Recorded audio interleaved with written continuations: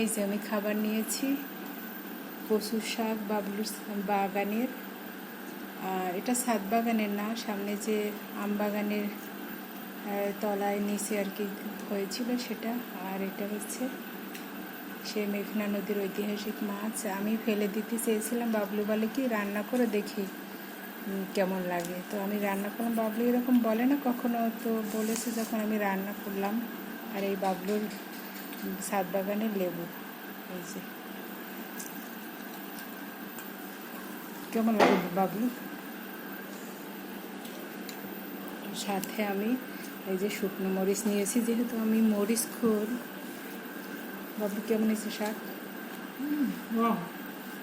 ছোটো ছোটো কচু শাক, সেদিন কাজের লোক ফেলে দেবে, আমি ভাবলাম যে একটু নিয়ে নে। আমি আবার কচু শাক খেতে পছন্দ করি। বিসমিল্লাহির রহমানির রহিম।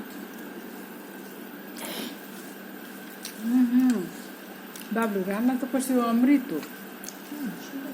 রাইস কুকারে যে এত সুন্দর রান্না হয় আমার জানা ছিল না, খুবই মজা হয়েছে। এরকম করলে তো আমি কোটিপতি হয়ে যাবো। কোনো খরচ নেই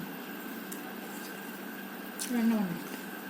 আমার চাওয়া পাওয়া কম, এগুলো ভালো আছে, সুস্থ আছি। আর মানুষের কোনো কিছু থাকলে ওদিকে আমার চোখ যায় না, মানুষ ভালো থাকলে আমারও ভালো লাগে। বিসমিল্লাহির রহমানির রহিম।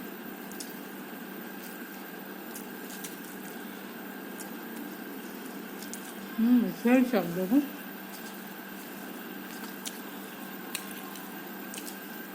বাবলুর বাগানে 8 ফিট লম্বা কচু গাছ হয়েছে, তো ভাবছি যে খাবো একটু পরে।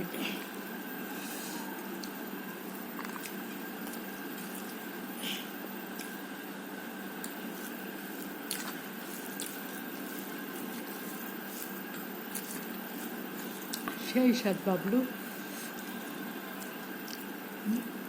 মজা।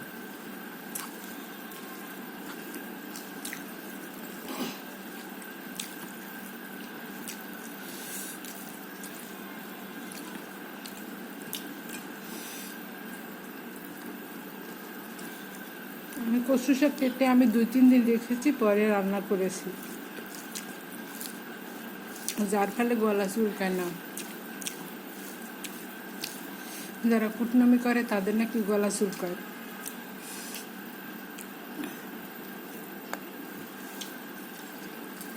খুবই মজা, আলহামদুলিল্লাহ।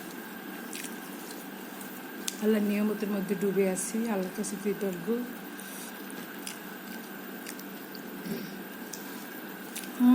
মাছটা বাবু সেই স্বাদ, ইলিশ মাছের স্বাদ সত্যি।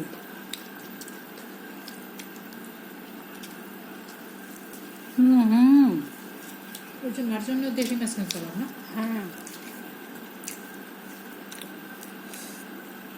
এই মাছটা মূলত মেঘনা নদীর মাছ, খেতে ভীষণ সুস্বাদু হয়েছে।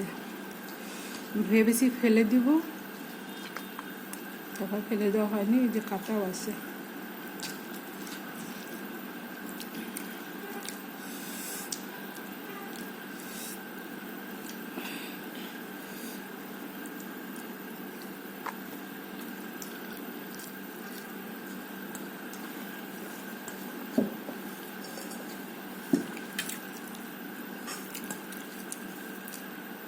মাছটার নাম জানি না, না বেবি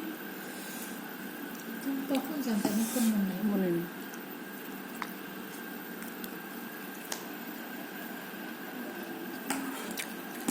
যেরকম খাইতে চাইছি সেরকম হয়েছে, থ্যাংক ইউ। রাইস কুকারে যে এভাবে মাছ রান্না করে যায় আমি জানতাম না। কিন্তু কামাল করে দিয়েছে।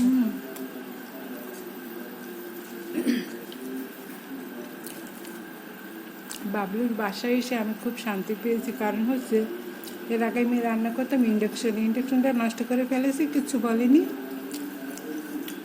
এখন সে আবার রাইস কুকার কিনে দিয়েছে, খুবই সুন্দর হয়েছে। তো সেই রাইস কুকারে রান্না করি, হাতে কালি লাগে না, তারপরে গ্যাসে রান্না করলে চোখ জ্বলে, সেটাও জ্বলে না। আলহামদুলিল্লাহ ভালো আছি। কিন্তু রান্না বসে গিয়ে টিভি দেখি।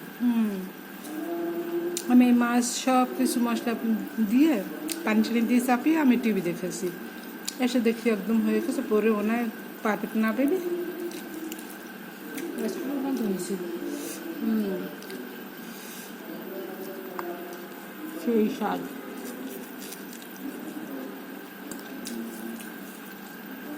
সবাই ভালো থাকবেন, সুস্থ থাকবেন, কারণ আমার এখন কাটা ঢুকতে পারে। আল্লাহ হাফিজ।